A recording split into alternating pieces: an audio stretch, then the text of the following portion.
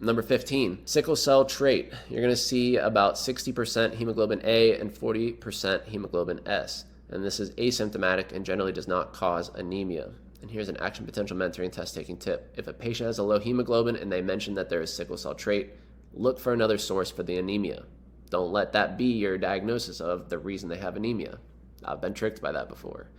An important thing to note is that hemoglobin SC disease is going to be a less severe sickle cell with normocytic anemia, and they can present with 50% hemoglobin S and 50% hemoglobin C, hence the name hemoglobin SC disease. And here's a quick recap since it's so highly tested. For dactylitis, you basically treat their pain, you support them. You want to avoid codeine and tramadol in children.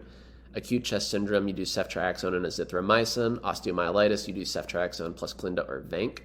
And for functional asplenia prophylaxis, you do penicillin from 2 months to 5 years old. And remember, splenic sequestration crisis will have very high reticulocytes, and that's due to the autosplenectomy generally. All right, and then aplastic crisis, they'll have low reticulocytes. So that's how you differentiate aplastic crisis from splenic sequestration crisis. And aplastic crisis is going to be due to parvovirus B19, whereas splenic sequestration is due to the autosplenectomy. And the treatment for aplastic crisis is going to be blood transfusion for severe anemias. All right, number 17, this is highly tested. If you see an elevated MCHC, what would you think? Well, the most commonly tested condition is going to be spherocytosis, but you can see it with sickle cell and hemoglobin C disease rarely, but I have not seen those tested.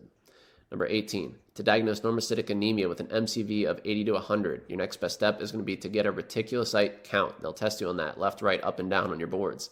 And that will help differentiate hemolytic disorders versus production disorders. Number 19, I love this right here. This is one of the most important facts in this guide. The Mentzer index. That's going to be the MCV divided by the RBC count. Okay, and so that's used to differentiate between microcytic anemias. You have to memorize this formula. If it's less than 13, it's thalassemia, and I capitalized LESS and thalassemia to remind you that it's less than 13. And so these patients will have a normal RDW with a normal or high ferritin. The next best step in thalassemia is to do hemoglobin electrophoresis. They love testing you on that. And it's important to note in compare and contrast, alpha thal minor versus beta thal minor, you want to look at the hemoglobin A2 level. If they have increased hemoglobin A2, you know it's beta thal minor on the electrophoresis. However, if it's normal, you're thinking alpha thalassemia minor. And again, if their Mentzer index is greater than 13, you're thinking iron deficiency anemia. So they'll have a high RDW with low ferritin stores. And so use the Mentzer formula. Once you've ruled out in a microcytic anemia, you've ruled out anemia of chronic disease. So does the patient have chronic inflammatory state? Do they have increased ferritin? If no, then you can use the Mentzer index next. If you've ruled out lead poisoning, does the vignette mention lead paint or basophilic stippling or GI or neurosymptoms? If not, then that can help you kind of clue in that you might need the Mentzer index. And then remember, sideroblastic anemia, they'll have ringed sideroblasts with increased ferritin. And don't get confused with the increased ferritin with anemia of chronic disease, vitamin B6 deficiency, and alcohol abuse, all right? So Pappenheimer bodies are a big clue for sideroblastic anemia. Number 20, here's an action potential mentoring test taking tip. On the USMLE, there is essentially no conditions that will be tested that would present with a ferritin less than 15 except for iron deficiency anemia. That's huge. This has 99% specificity.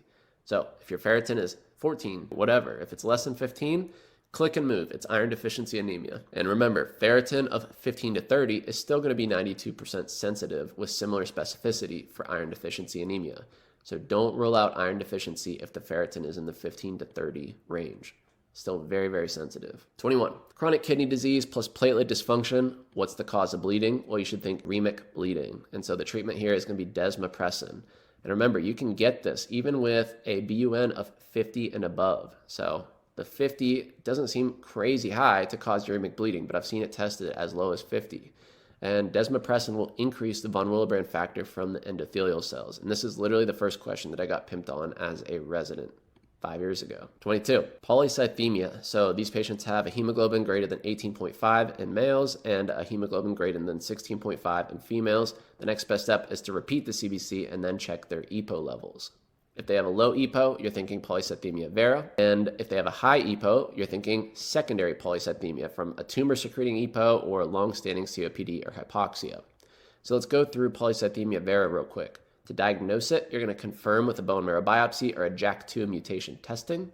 And lower yield diagnosis, if the platelet count is over 1 million, you can get a ristocetin cofactor assay and stop the aspirin if the cofactor assay is less than 20%. And remember, the ristocetin assay is going to test for acquired von Willebrand factor disease, and this can be acquired in the setting of extreme thrombocytosis. Kind of a fun fact, it's a little bit lower yield, but usually if somebody has a platelet count over 1 million, you put them on aspirin.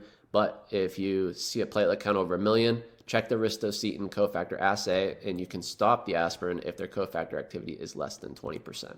That's something that only may be like a 270 or 275 score would likely know going into the exam. And then the treatment for polycythemia here is going to be phlebotomy plus aspirin. Your goal hematocrit is 45%, and you can also give hydroxyurea for myelosuppression as the next line agent. And a little bit lower yield treatment is going to be ruxolitinib, and that's a JAK2 inhibitor. You have to know that. I have seen that show up from time to time, and it is in first aid, and that's for patients, especially if they have symptomatic splenomegaly. And like we said, for the high EPO, you're thinking secondary polycythemia causes. And if the carboxyhemoglobin level is elevated, you're thinking polycythemia due to smoking, and that would be from carbon monoxide toxicity.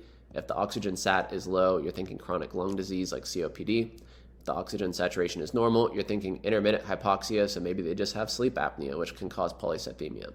The next best step, if you suspect obstructive sleep apnea, is nocturnal oximetry to evaluate. Some tumors that can secrete EPO include renal cell carcinoma, hepatocellular carcinoma, and hemangioblastoma. You need to know these three.